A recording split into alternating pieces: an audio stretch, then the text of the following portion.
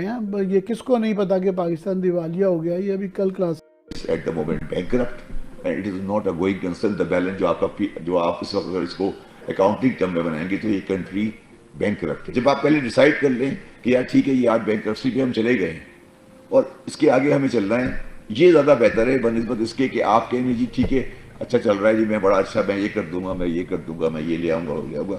ये सब लोगों को धोखा देने वाली बात। गानी शादी में अब्दुल्ला दीवाना, आपके अपने हालात घर के ठीक नहीं है। आपके इकोनॉमिस्ट, पीटीआई के इकोनॉमिस्ट कह रहे हैं कि हम बैंकरप्ट हो चुके हैं और आप कहते हैं जी तालिबान को पैसे दो। आपके अपने हालात क्या है? लोड शेडिंग शुरू हो। जय हिंद दोस्तों, मैं महेंद्र शर्मा स्वागत करता हूं वन वर्ल्ड हिंदी में आपका। उम्मीद करता हूं आप खुश और स्वस्थ है। दोस्तों आपने देखा कैसे ये पाकिस्तानी बैंकरप्ट हो चुके हैं और अब पाकिस्तानी मीडिया ने भी इमरान खान की अब फजीयत करनी शुरू कर दी है कहीं ना कहीं, क्योंकि इनको पता है कि अगर इमरान खान को प्रोटेक्ट किया गया तो पाकिस्तान के हालात दर से बदर और हो जाएंगे।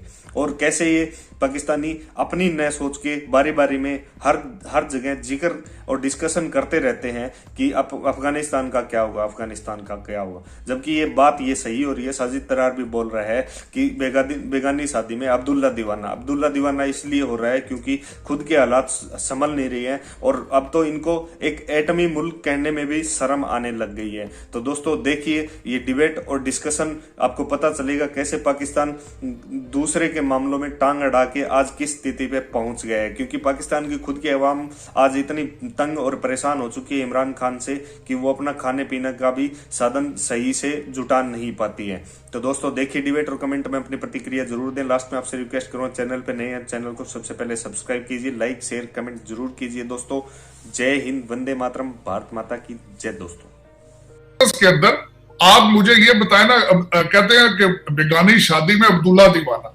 आपके अपने हालात घर के ठीक नहीं है। आपके इकोनॉमिस्ट, पीटीआई के इकोनॉमिस्ट कह रहे हैं कि हम बैंकरप्ट हो चुके हैं और आप कहते हैं जी तालिबान को पैसे दो। आपके अपने हालात क्या है? लोड शेडिंग शुरू हो चुकी है, गैस आपकी मिल नहीं रही है। आपके अंदर हालात आप देखेंगे क्या से क्या हो रहा है और आप बार बार देखें इस वक्त खान साहब कहते हैं हर अपनी कैबिनेट की मीटिंग में अपने जो वुज़रा हैं अपनी जमाती पार्टी को कहते हैं कि बाहर जाके लोगों को बताओ कि जी महंगाई कोई नहीं है, पाकिस्तान सस्ता तरीन मुल्क है। तो ये अगर आपका इंटरनल आप क्या समझते हैं, बातें बाहर नहीं निकलती। आप इस वक्त मैंने जो देखा कि अगले दिन नवाज शरीफ साहब से जो मुलाकातें हो रही हैं, आपके कितने पीटीआई के एमएनए जो है वो लाइन में लग के बैठे हैं, वो गारंटी चाहते हैं नवाज लीग के वो उनको टिकट की गारंटी दे, तो वो छोड़ के आ जाते हैं। अभी ये बात कही है, लेकिन फैक्चुअली अगर आप देखें कि एक मुल्क जो है पाकिस्तान जैसा मुल्क, एक न्यूक्लियर पावर मुल्क, वो एक डेट ट्रैप में फंसा हुआ है। डेट ट्रैप इसका मतलब ये हुआ कि जो हमने माजी में इतने कर्ज ले लिए हैं कि अब जब उसकी बारी आ रही है अदायगी के तो हमारे पास जेब में पैसे नहीं है, तो फिर हम बोरो करते हैं और बोरो करके उनको कर्जा दे देते हैं। फिर हमें टाइम मिल जाता है 2 साल 3 साल का, फिर जब उसकी बारी आती है फिर हम बोरो करते हैं, फिर दे देते हैं। इसी तरीके से हम टाइम बाय कर रहे हैं। तो अकाउंटिंग के टर्म में शायद वो समझते हैं कि इसको बैंकरप्ट कहेंगे, क्योंकि हमारे पास पैसे नहीं है कर्जों की अदायगी के लिए। तो हम जब ड्यू हो जाता है तो हम बोरो करके दे देते हैं और वक्त हमारा चलता गुजरता जाता है। तो इस तरीके से हम जिंदगी बसर कर रहे हैं। नहीं डॉक्टर साहब, जैसे आपने फरमाया अगर हमें कोई कर्ज वापस सूद समेत देने के लिए पैसे ना दे, देन व्हाट? फिर क्या आप देखते हैं, क्या खुदा ना खास्ता क्या हो सकता है? नहीं, ऐसा तो होता नहीं है, अभी तक तो नहीं हुआ है दुनिया में कि हम जैसे मुल्क को हम जैसे पाकिस्तान ऐसे मुल्क को कोई ये कहे कि जी हम आपको कर्जा ही नहीं देंगे। दुनिया की मार्केट खुली पड़ी हुई है, इंटरनेशनल डेट कैपिटल मार्केट जिसे कहते हैं, जहां दुनिया के मुल्क जो है वो बॉन्ड फ्लोट करते हैं अपना पीस ऑफ पेपर और उस पर इन्वेस्टमेंट करने वाले हजारों की तादाद में आपको मिल जाएंगे जो आपको पैसे दे देंगे। ये सबसे आसान तरीका होता है।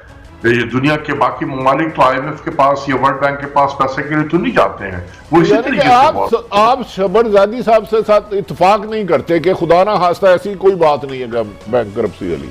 देखिए, उन्होंने अकाउंटिंग सेंस में कहा है ना कि जब आपका कर्जा ड्यू है और आप कर्जा अदा करने के काबिल नहीं है, तो इसका मतलब यह है ना कि आपने डिफॉल्ट कर दिया। लेकिन होता यह है कि उसकी अदायगी के लिए हम कहीं और से बोरो कर लेते हैं, बोरो करके उसको पेमेंट कर देते हैं। और हमारा सिलसिला चलता रहता है। इसको हम कहते हैं डेट ट्रैप। तो ये हकीकत है कि पाकिस्तान ऐसा मुल्क जो है वो डेट ट्रैप में दाखिल हो चुका है।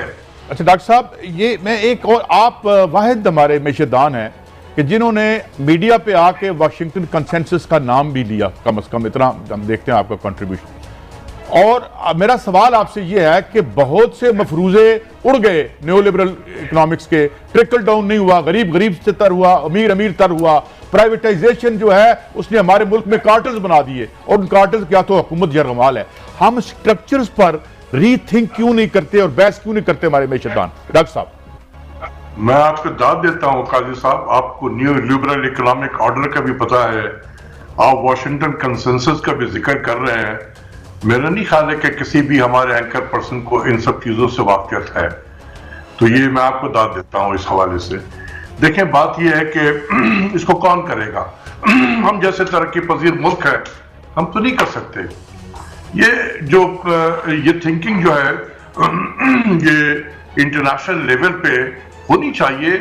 और मैं आपको बताऊं, ये भी आपको मैं बता देना चाहता हूं कि अगर अमेरिका या इस किस्म के जो वेस्टर्न वर्ल्ड हैं, अगर वो इस इकोनॉमिक थिंकिंग को, न्यू लिबरल इकोनॉमिक ऑर्डर को, अगर उसमें रिफॉर्म्स नहीं लाएंगे, तो आप देखिएगा कि जिस तरीके से एशियन इंफ्रास्ट्रक्चर इन्वेस्टमेंट बैंक बना है चाइना में, हो सकता है कि कुछ ऐसे ही इदारे एशिया में भी बन जाए।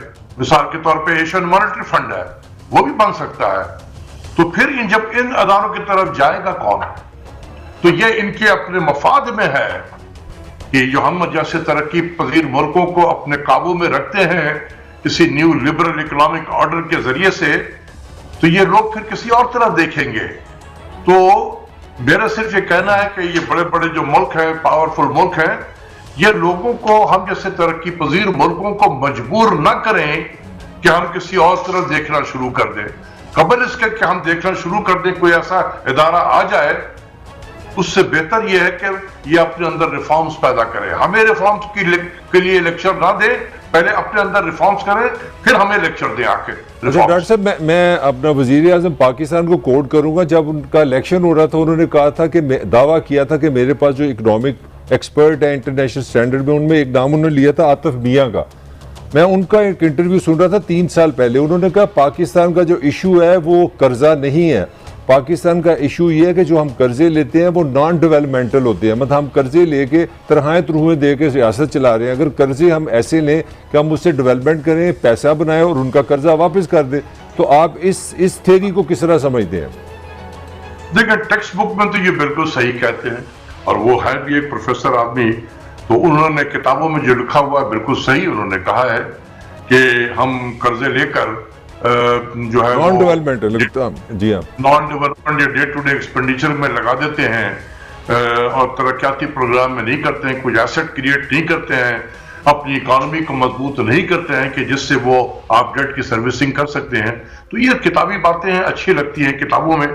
हम जैसे डेवलपिंग कंट्रीज में जो रियल लाइफ इकोनॉमिक्स है वो किताबों से जरा मुख्तलिफ होती है। तो मुझे उनके थ्योरी पे, उनके जो बातें की हैं उसमें कोई गलत नहीं कहा है, उन्होंने बिल्कुल सही कहा है। लेकिन ये किताबों वाली बातें हैं, ये बिल्कुल ऐसे ही किताबों वाली बातें हैं कि अगर किसी मुल्क में इन्फ्लेशन बढ़ रहा है तो इंटरेस्ट रेट को बढ़ा दो। ये किताबों में लिखा हुआ है, ये वेस्टर्न इकोनॉमीज के लिए है। डॉक्टर साहब, हल क्या है? डॉक्टर साहब, हल भी दे देना, मैं इसका सोल्यूशन फिर क्या है ये कर्जे का? देखिए, ये इस तरीके से चलते फिरते आप किसी से हल मांग ले, वो क्या हल देगा? ये बहुत सीरियस किस्म के, इसमें हमें बहुत सारी चीजें करनी होंगी जो इस 2 मिनट में आपको नहीं बता सकता हूं। सिर्फ ये मैं बताऊंगा प्राइम मिनिस्टर को कि अपने इर्द गिर्द के लोगों को पहचानने की कोशिश करें जिन्होंने उनको यहाँ पहुंचा दिया है, नंबर 1। दूसरी चीज ये है कि अपने इंपोर्ट को कर्व करने की भरपूर कोशिश करें, भरपूर। ये लीपा पोती से और ये थोड़ा सा इधर उधर दाएं बाएं कर देने से, किसी में 5% इंटरेस्ट रेट ड्यूटी बढ़ा दिया, किसी में 10% बढ़ा दिया, इससे नहीं होगा।